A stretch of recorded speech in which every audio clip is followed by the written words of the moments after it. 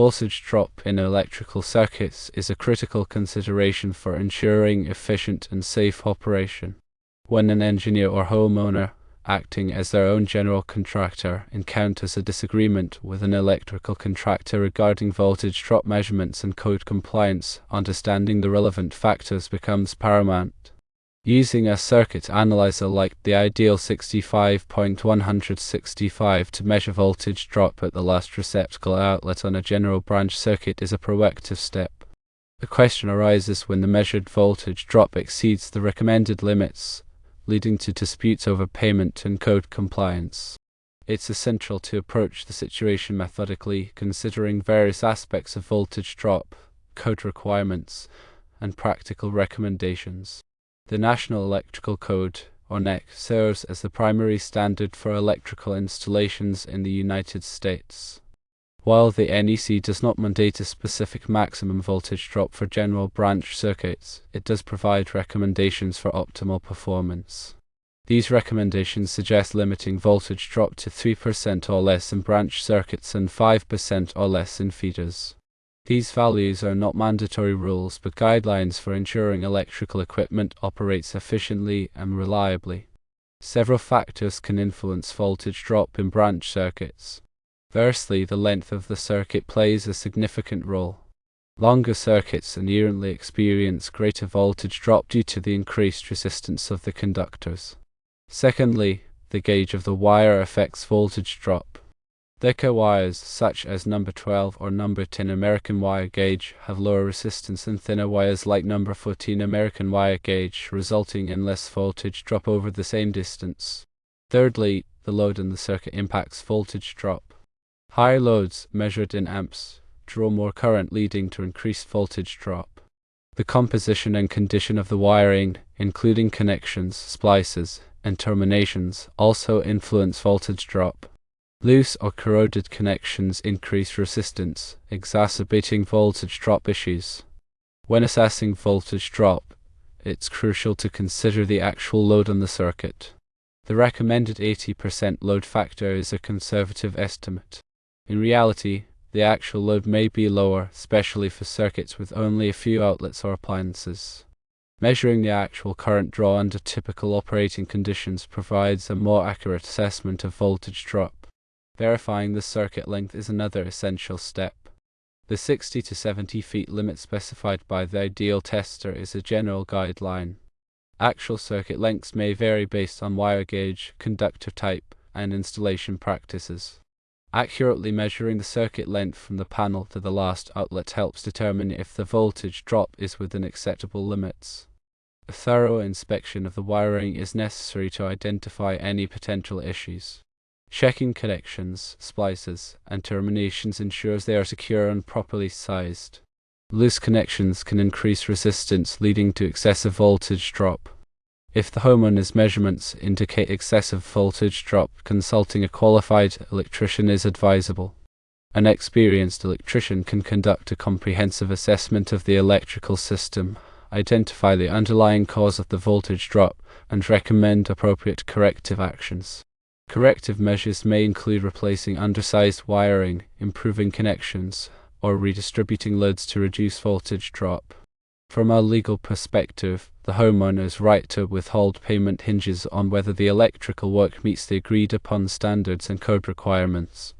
While the recommended voltage drop limit is not a mandatory code requirement, it can serve as a benchmark for evaluating the quality of the electrical installation.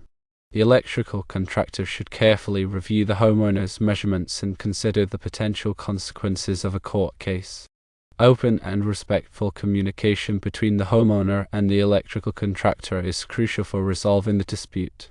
The electrical contractor should acknowledge the homeowner's concerns, explain the NEC requirements and industry recommendations, and work collaboratively to find an acceptable solution. The homeowner should be willing to consider the contractor's perspective and provide access for further investigation. A compromise may involve the electrical contractor addressing the voltage drop issue to the homeowner's satisfaction, or the homeowner agreeing to a partial payment based on the contractor's efforts to mitigate the problem.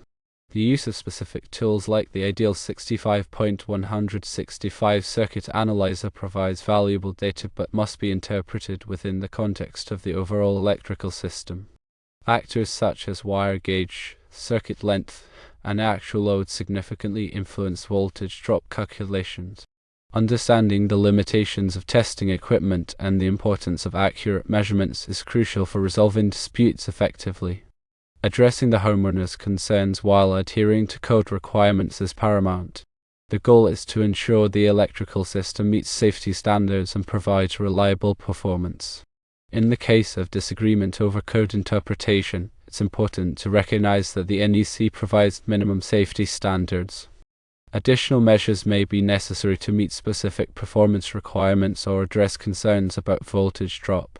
Consulting with a qualified electrical engineer or code expert can provide clarification on code requirements and assist in resolving disputes. Effective communication is essential for resolving disputes and maintaining positive relationships. Clear and respectful dialogue between the homeowner, electrical contractor, and other stakeholders can foster understanding and lead to mutually agreeable solutions. Documenting all measurements, findings, and communications is crucial for establishing a clear record of the dispute and its resolution. Proper documentation can be valuable in resolving disagreements and preventing future misunderstandings. The resolution process should focus on identifying and addressing the root cause of the voltage drop issue. A thorough assessment of the electrical system can help determine whether the problem stems from undersized wiring, poor connections, excessive loads, or other factors. Once the underlying cause is identified, appropriate corrective actions can be taken to mitigate the voltage drop and ensure optimal performance. Considering the actual load and the circuit is a crucial step in assessing voltage drop. The recommended 80% load factor is a conservative estimate, and actual loads may be lower, particularly for circuits with only a few outlets. Measuring the actual current draw under typical operating conditions provides a more accurate assessment of voltage drop.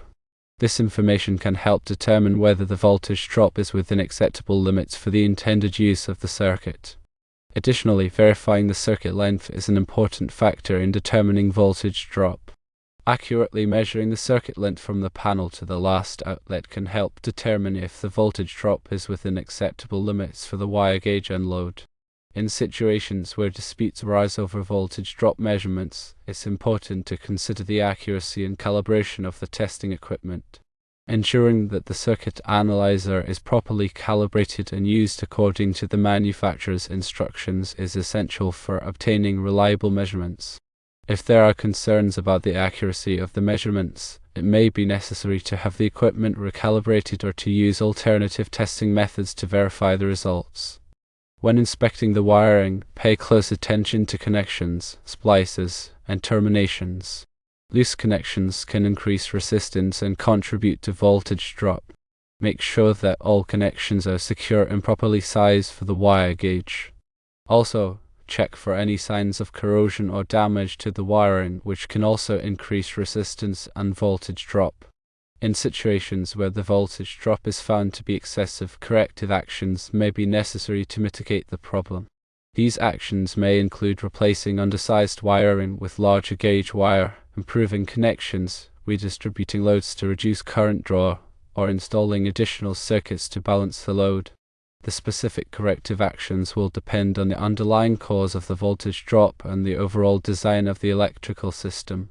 When evaluating the legal considerations of a voltage drop dispute, it's important to understand that the recommended voltage drop limit is not a mandatory code requirement. However, it can serve as a benchmark for evaluating the quality of the electrical installation. If the homeowner can demonstrate that the electrical work does not meet the agreed upon standards or industry recommendations, they may have grounds for withholding payment. The electrical contractor should carefully review the homeowner's measurements and consider the potential consequences of a court case. It may be necessary to consult with a legal professional to determine the best course of action. Maintaining open and respectful communication between the homeowner and the electrical contractor is essential for resolving disputes and maintaining positive relationships. The electrical contractor should acknowledge the homeowner's concerns, explain the NEC requirements and industry recommendations, and work collaboratively to find an acceptable solution. The homeowner should be willing to consider the contractor's perspective and provide access for further investigation. The resolution process should focus on identifying and addressing the root cause of the voltage drop issue. A thorough assessment of the electrical system can help determine whether the problem stems from undersized wiring, poor connections, excessive loads, or other factors.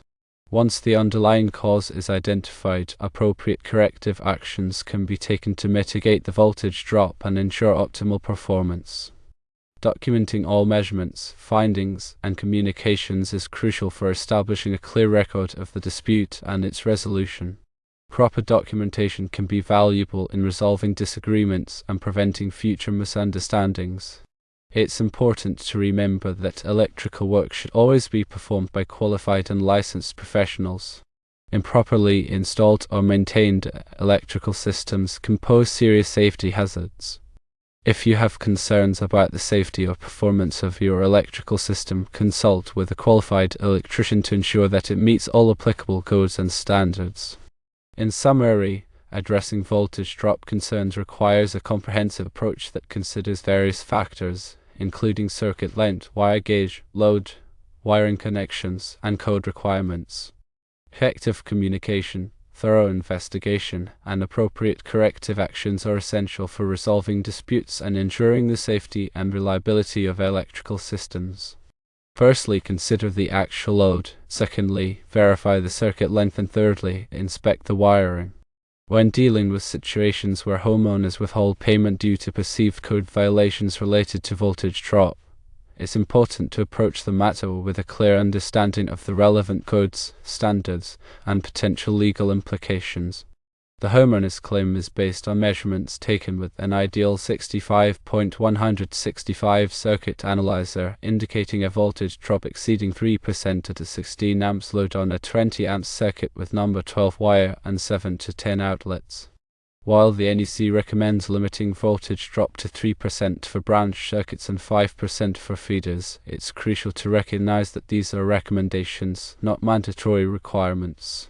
The homeowner's reliance on the ideal tester's guidelines, suggesting maximum circuit lengths of 60 to 70 feet to avoid exceeding 3% voltage drop, is also important to consider. However, these guidelines are based on specific conditions and may not be universally applicable. Given the potential for a protracted legal battle with a well-resourced homeowner, the electrical contractor needs to carefully assess the situation. This assessment should involve firstly verifying the homeowner's measurements.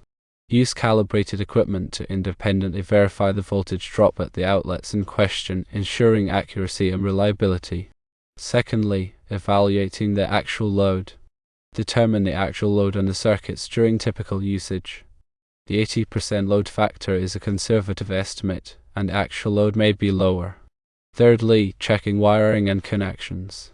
Inspect all wiring connections, splices, and terminations to ensure they are secure and properly sized. Loose or corroded connections can significantly increase voltage drop. Fourthly, reviewing circuit design.